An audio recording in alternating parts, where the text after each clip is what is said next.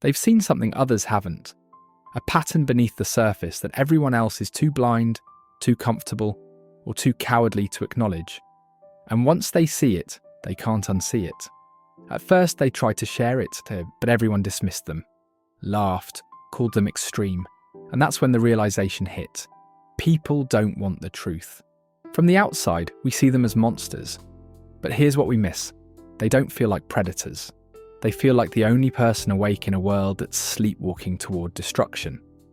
This is the psychology of people who start cults. And there's a specific moment, one single psychological shift, where a visionary becomes a cult leader. Most never see it coming. But once you understand the mechanism, you'll recognize it everywhere. They're not trying to control people, they're trying to save them. Jim Jones started as a civil rights activist in the 1960s. People who knew him said he was compassionate, selfless, idealistic. 20 years later, he convinced 918 people to drink cyanide-laced Flavor Aid in the Guyanese jungle. What changed in his brain during those 2 decades? Because there's a specific psychological mechanism that transforms insight into delusion, and it starts with a gift, not a flaw. Cult leaders possess high cognitive empathy paired with low affective empathy. They can read people like sheet music, walk into a room and within 5 minutes know exactly who's lonely, who's searching. They know what someone needs to hear before that person knows it themselves, but they don't feel the pain. They see it, they use it, but it doesn't crush them.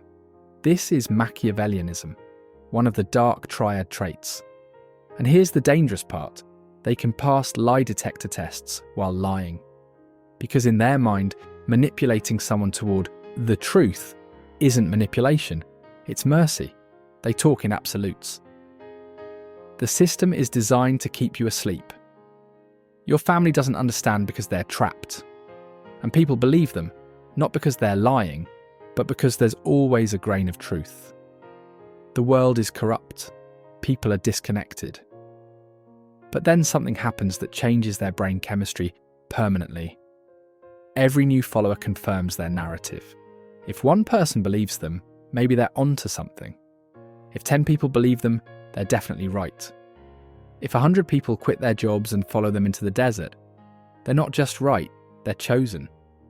Neuroscientist Dr. Robert Sapolsky found that reward centers in cult leaders' brains light up differently than normal people when receiving social validation. It's not just pleasure, it's proof of divinity. And now they're trapped. Because the more people who follow, the less they can afford to be wrong. Every doubt becomes an existential threat. If they're wrong, they're not a visionary, they're a monster. So they double down. Cognitive dissonance kicks in, but it doesn't work the same way in their brain. For most people, when belief contradicts reality, we adjust our beliefs. Cult leaders, their brain adjusts reality. A prophecy fails. The followers weren't faithful enough. A mother wants her daughter back. She's an agent of darkness. When Heaven's Gate's UFO prediction failed, Marshall Applewhite didn't question his vision. He said their vibrations weren't high enough yet. But here's where the psychology becomes irreversible. And it's the part no one talks about. They lose access to their authentic self. The role they're playing, guru, prophet, enlightened one, becomes a mask they can't remove. This is identity fusion. The boundary between person and persona dissolves. In FBI recordings from Waco, you can hear David Koresh switching between 2 voices mid-sentence. One is David Howell, the insecure kid from Texas. The other is the Messiah. By the end, even he couldn't tell which one was real. And there's a pattern in every single origin story that explains everything. Early powerlessness combined with above-average intelligence. Charles Manson, IQ of 121, abandoned at age 9. Keith Raniere, child prodigy, emotionally neglected. They were kids who saw through adult hypocrisy, who were dismissed, bullied, told they were too intense.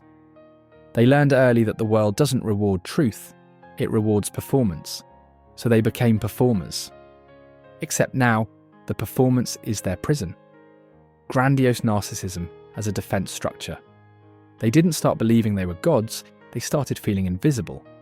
Bhagwan Sri Rajneesh owned 93 Rolls-Royces, but people who knew him before said he drove a beat-up Fiat and ate lentils alone, wondering why no one listened. The Rolls-Royces weren't about wealth, they were about never being invisible again. And once they taste that validation, they'll burn the world down before they go back to being nobody. But there's one moment, one psychological breaking point, where the entire structure can collapse. And most cult leaders never see it coming. Jim Jones's last words on the Jonestown death tape weren't about revolution. They were, "Mother, mother, mother." He wasn't a prophet in that moment. He was an abandoned child. And that's the secret almost no one knows. Every cult leader is running from one thing, not philosophy, not truth. A wound, insignificance, abandonment, humiliation, something that made them feel invisible. And the followers, the power, the certainty, it's morphine. It never heals the wound, it just numbs it. And here's what makes the pattern nearly impossible to break. The more followers they have, the more afraid they become. Because now they're not just scared of being nobody. They're terrified 500 people will discover they're nobody. The panic attacks get worse, the insomnia gets worse, the feeling of being a fraud gets worse, but they can't stop. Because stopping means feeling the original pain without anesthesia. And there's a neurological reason most never escape. Once identity fusion happens, once person and persona merge, their brain registers, abandoning the belief the same way it registers. Death brain scans show identical fear response, so they double down, again and again, until there's nothing left but the role. But here's what no one tells you about the rare ones who do break free. The ones who catch themselves before it's too late. There's one realization that collapses everything. You can't heal a wound by building a kingdom around it. The followers don't make them feel less invisible. They make them more dependent on visibility. The validation doesn't prove they matter. It proves they're addicted to proof. And the moment they can sit with that, really feel the terror of being ordinary without followers as a shield, something shifts. But here's what makes this nearly impossible in practice. They have to choose to be wrong, publicly, repeatedly. Not admit a small mistake. Dismantle their identity, let predictions fail. Let someone smarter tear apart their ideas. Build something and watch it collapse. Because the cult leader's core fear isn't death, it's being human. Fallible, unremarkable. And there's one example that shows exactly what this looks like when someone actually does it. Steve Jobs had cult leader charisma, reality distortion field, grandiose vision. People quit their lives to work for him. In 1985, he got fired from his own company, publicly humiliated, his identity shattered. He could have started a cult. He had the followers, the wound, the narrative. Instead, he built Pixar, then came back to Apple and built products, not disciples. What changed? He let himself be wrong, long enough that being wrong stopped feeling like death. And there's one more thing that separates cult leaders from visionaries, one practice that prevents the pattern from ever reforming. Deliberate autonomy, not just letting people disagree. Actively building systems where people don't need you. A teacher says, "You don't need me anymore." A cult leader says, "You'll die without me." The moment someone starts punishing questions instead of rewarding them, they've crossed the line. The moment someone's worth depends on others' dependence, they've become the thing they feared. But here's the part that makes this whole pattern so tragically human. The person who starts a cult began as someone who saw clearly. That's not the flaw. That's the gift. The tragedy is what they did with it.